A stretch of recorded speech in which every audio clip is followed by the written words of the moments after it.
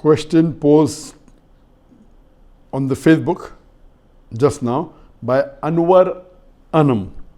Are all messengers before Muhammad Sallallahu Alaihi Wasallam Muslims, and how?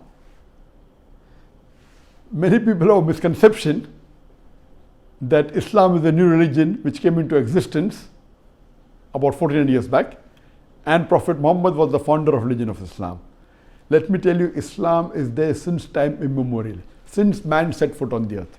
And Prophet Muhammad, peace be upon him, is not the founder, but he is the last and final messenger of Allah subhanahu wa ta'ala. All the messengers that came before Prophet Muhammad, peace be upon him, they were Muslim. What is the definition of the word Muslim? Muslim means a person who submits his will to Allah subhanahu wa ta'ala, to Almighty God. Quran says in Surah Al-Imran, chapter number 3, verse number 67, that Abraham, prophet, peace be upon him, he was not a Jew or a Christian, but he was a Muslim.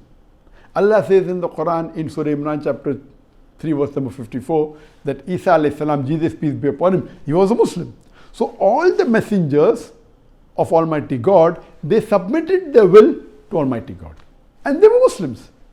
And the first messenger of Islam was Adam, peace be upon him. He was a Muslim, he submitted a will. In the Quran, there are 25 messengers mentioned by name. Adam, Noah, Abraham, Moses, Jesus, Muhammad, peace be upon them all. And our beloved Prophet Muhammad said, there were 124,000 messengers sent by Allah subhanahu wa ta'ala to the whole of humankind.